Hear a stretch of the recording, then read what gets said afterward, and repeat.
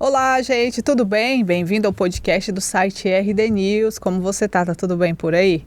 Olha, quero te chamar para se inscrever no nosso canal e também acompanhar a gente nas nossas redes sociais.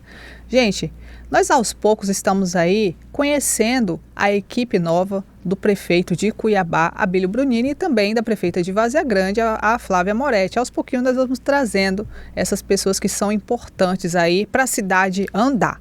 Hoje nós vamos falar de uma pasta muito delicada, que é a educação de Cuiabá. Trouxe aqui para você conhecer junto comigo, porque eu não conhecia ele, que é o querido Amaury Monge Fernandes, que é o nosso novo secretário de Educação da capital. Tudo bem, Amaury? Tudo ótimo, Grace. Obrigado pela oportunidade. É um prazer estar aqui com vocês e poder contar um pouquinho sobre a educação da nossa capital. Amaury, você não é de Mato Grosso. Não, eu sou paulistano, da Gema, lá de São Paulo, capital, de um bairro chamado Santana, e vim para Mato Grosso há 5 anos e meio aproximadamente, num convite para participar de uma seleção técnica para ajudar na educação do Estado. Fiquei lá durante esse tempo todo como executivo do secretário Alan Porto, e agora, recentemente, o prefeito Abílio fez esse convite, que eu me senti muito honrado de poder ajudar com a nossa capital. Então, pelo que você já está me dizendo aí, já bem assim na frente, olha, Grace, foi uma seleção técnica. Você não é nem esquerdista e nem bolsonarista. Você é um técnico da educação. Não, eu tenho a minha posição ideológica, mas eu prefiro sempre cuidar da parte técnica como executivo, como gestor público que sou. Então, eu digo sempre que eu sou do Partido dos Estudantes. A gente tem que defendê-los acirradamente para que a gente tenha uma aprendizagem melhor, uma educação melhor. E você assumiu a pasta com o prefeito Abílio, mas um pouquinho antes dele assumir, teve uma colega sua que ficou à frente. Como que foi essa transição? Quando o Abílio assumiu o cargo de prefeito, você já sabia que alguns meses depois você ia assumir a pasta ou não? Ou você já estava na transição também? Não participei da transição, estava desenvolvendo o trabalho na SEDUC do Estado e nem imaginava que esse convite viria, porque a SEDUC do Estado tem um trabalho super consistente, que a gente tem planos de continuar, porque eu não deixei de fazer parte do Estado, né, no sentido de que quero ver a educação do Estado melhorar cada vez mais, mas não esperava o convite. Acho que a secretária Solange teve um trabalho enorme de pegar uma pasta em que não houve transição da gestão passada para essa, e teve uma missão muito específica, que foi rever os contratos, rever a possibilidade de economia. Foi feita uma grande economia na educação, com os contratos que não eram necessários do ponto de vista naquele momento da gestão, e acho que ela fez um trabalho super bacana nesses meses que ela ficou à frente. Foram quase 100 dias que ela ficou na pasta, e assumiu um desafio enorme, que é a escola de governo da prefeitura. É necessário que a gente tenha uma escola para formar melhor os nossos gestores também. Assim, ela pegou o pepino e descascou um pouquinho para você, e agora está com você, né? Exatamente. Acho que você fez a leitura correta. Ela pegou um pepino, deu um jeitinho, pôs um tempero, e agora vou ver se eu consigo engolir. Como que está agora? Qual que é o desafio seu agora que você, Grace? Olha, a minha dorzinha de cabeça agora é isso aqui. Eu acho que a gente já conseguiu colocar muitas coisas no rumo certo. Os uniformes já estão chegando nas escolas, a gente termina agora nesse mês a entrega em todas as unidades. Os kits escolares chegam na primeira semana de junho. Por que houve essa demanda reprimida? Porque os contratos deveriam ter sido feitos no ano passado. É o que a gente faz em qualquer setor, né? Você prepara para começar as aulas com tudo que é necessário já nas escolas. Infelizmente, a antiga gestão não fez isso e deixou essa bomba para a nova gestão. Mesmo assim, com muita celeridade, sob a liderança do prefeito Abílio, conseguiram fazer contratos emergenciais e tudo está se regularizando agora. Eu acho que a maior preocupação é o pedagógico, porque a secretaria tem como missão melhorar a aprendizagem das crianças, melhorar a educação infantil, que é a base de tudo, melhorar os anos iniciais da educação fundamental, que é a responsabilidade direta do município. E o grande desafio agora é esse, planejar a parte pedagógica, que também foi feito com atraso. Então a gente está recuperando o tempo perdido. E melhor ainda, Grace, tem um grande desafio esse ano, que a gente não pode perder essa janela de oportunidade, que é a prova do SAEB, que lança a nota do IDEB, que resulta no IDEB. Entendi. Cuiabá hoje tem 5,8 de IDEB. Entre os municípios de Mato Grosso está numa posição que eu acho que não é o que a capital merece. Está em 57º lugar, a posição 57. Acho que a gente pode melhorar muito isso. E está em 12º lugar entre as capitais do Brasil. Nossa ideia é tirar Cuiabá dessa posição e ganhar posições importantes, como o Estado já fez também.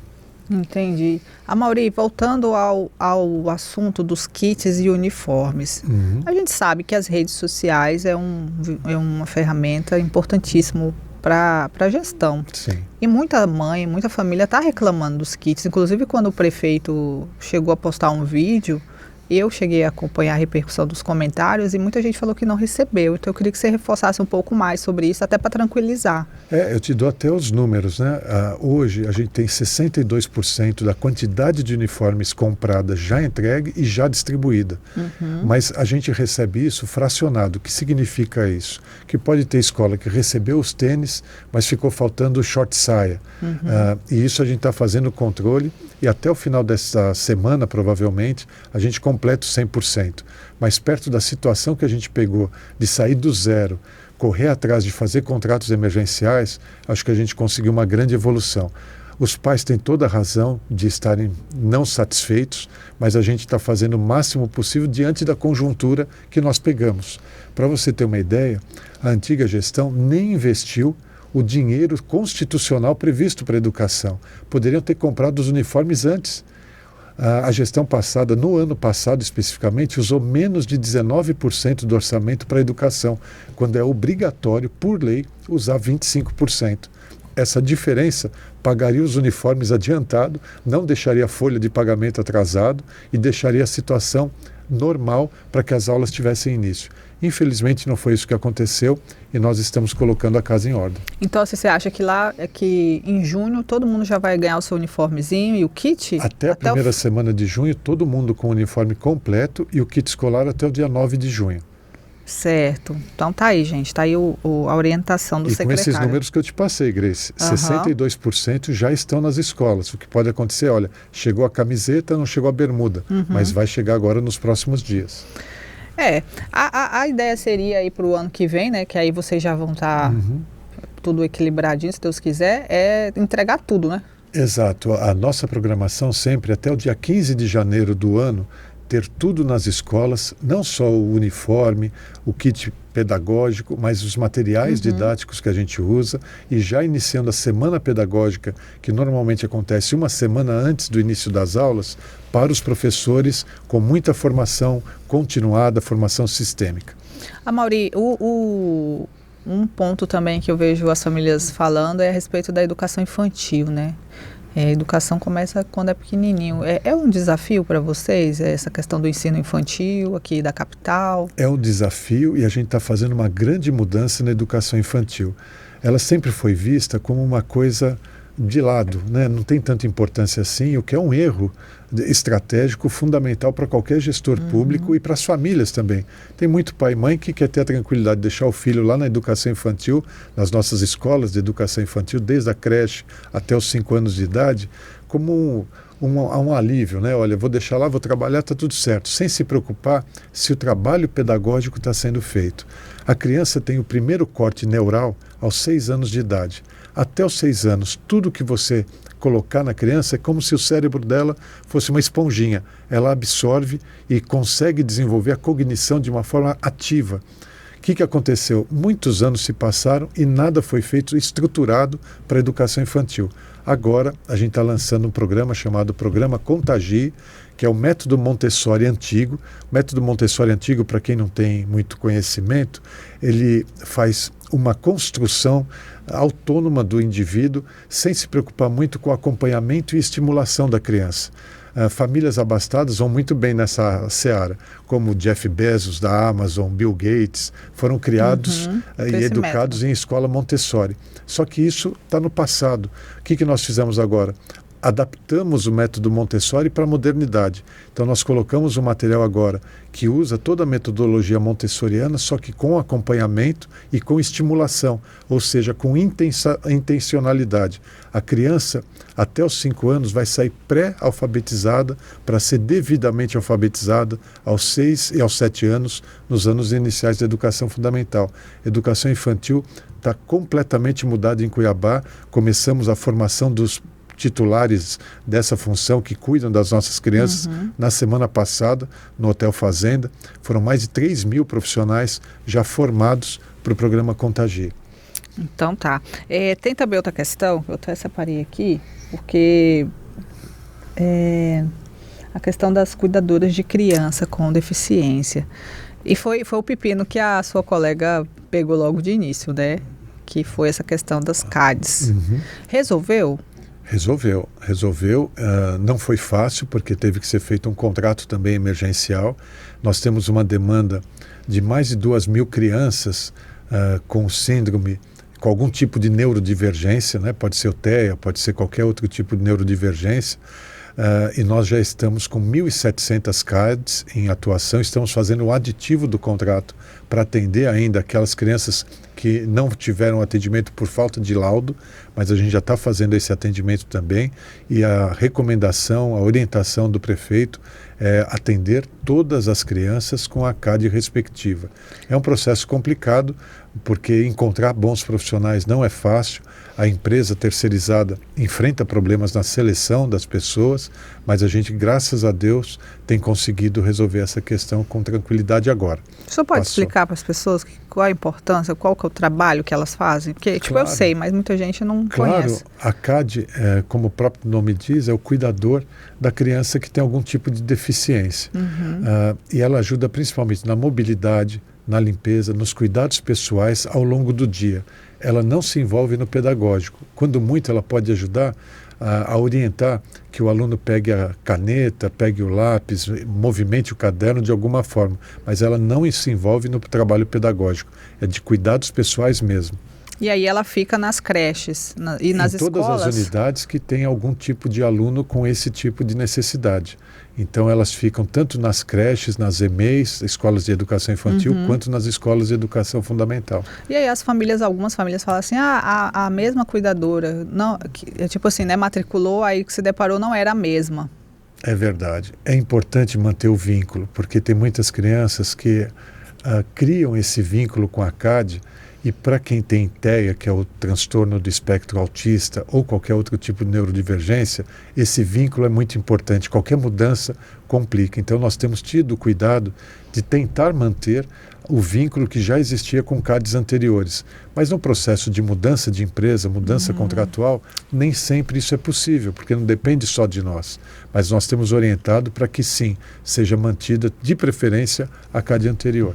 E aí, os pais que desejarem ter esse serviço, eles têm que apresentar o laudo médico, tudo certinho, senão não consegue. Sim. A própria legislação já orienta nesse sentido, né, que deve ser apresentado o laudo com os respectivos detalhes da criança laudada, para que a gente possa tomar a medida de apresentar a CAD para aquela família.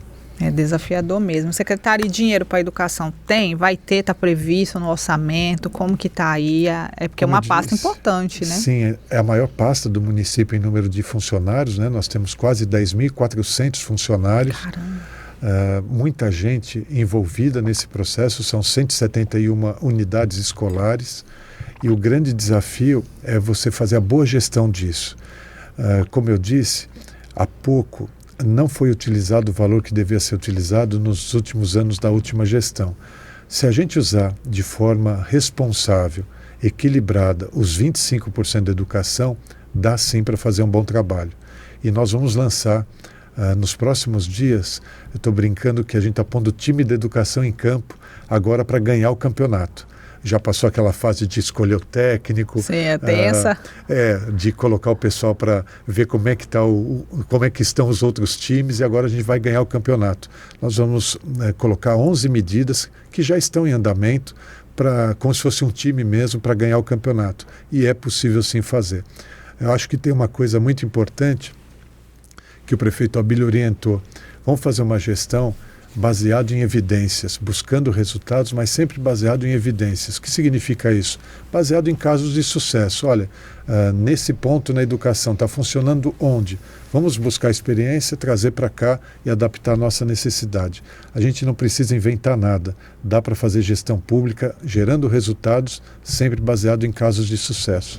E olha, a gente já está encerrando, mas eu queria deixar uma coisa muito interessante que eu vi, porque a gente pontua muita coisa que critica, mas tem uma coisa muito legal que eu gostei, que foi essa questão dos senhores abrirem as escolas aos finais de semana. Isso aí vai continuar? Porque é um barato isso aí nos bairros. Sim, a ideia é essa e a gente está expandindo agora. Começamos com um projeto piloto, não é um projeto só da educação, mas é junto com o secretário Jefferson de Esportes, junto com o secretário Johnny da Cultura, e nós vamos abrir agora as unidades a partir de junho, às terças, quintas e sábados. Terças e quintas, das 18 às 22, com um tutor de educação física para fazer atividades para homens e mulheres, e aos sábados para toda a família, se for o caso, das 8 ao meio-dia. É um projeto que envolve esporte, envolve cultura, teremos diversas oficinas e tem muito resultado. São Paulo faz isso há anos, mais de 2 décadas. Eu lancei isso lá na Secretaria de Educação em São Paulo, o projeto chamava Parceiros do Futuro e deu muito resultado. E agora a gente está com o mesmo sucesso aqui acontecendo nas escolas, tanto estaduais quanto municipais. É que eu penso assim, né, secretário, nós estamos aí enfrentando as facções criminosas. Então, assim, a escola ela é fundamental para blindar as nossas crianças dessas pessoas que ficam ali esperando uma criança andar de bicicleta na rua ou ficar ali, é verdade, né? Então, a educação precisa também ir para os bairros, né? A escola precisa estar aberta, a escola é do povo, é da comunidade, é um prédio público. Em muitas comunidades, aquela quadra de esportes da escola é o único bem público de lazer disponível. Não tem sentido a gente ficar com ela fechada. E a própria comunidade cuida das escolas. Me perguntaram outro dia, puxa, mas você vai pôr mais vigilância, não sei o quê. Não, a comunidade vai cuidar e a gente já tem experiências exitosas nesse campo. A sociedade tem que se apropriar do bem público e ajudar a gente a cuidar das escolas. Certo. Secretário, obrigada por o senhor ter vindo aqui. Imagina. Olha, desejo aí que o senhor consiga alavancar essa pasta e realmente fazer com que esse projeto dê certo, porque a gente está precisando muito de gente educada, de gente com formação. Educação é a base de tudo, né, Grace? Eu que agradeço a oportunidade e quero reforçar aqui um pedido que sempre é feito pelo prefeito Abílio, pela Samanta, nossa primeira-dama, e eu reforço que as famílias participem da vida escolar das crianças, participem da vida da comunidade, colaborando com a escola no sentido de, sim, às vezes criticar, mas principalmente criticar de forma construtiva para que a gente possa criar indivíduos com essa base crítica para que possam fazer um Brasil cada vez melhor. Isso mesmo. E olha, gente, vou deixar aí o @ do secretário. É aberto o seu Instagram? Sim, é aberto. Olha lá, vou deixar o @ aí do Instagram do secretário para você acompanhar o trabalho dele e também, se tiver alguma demanda, ele está à disposição. Gente, obrigada, boa semana e tchau.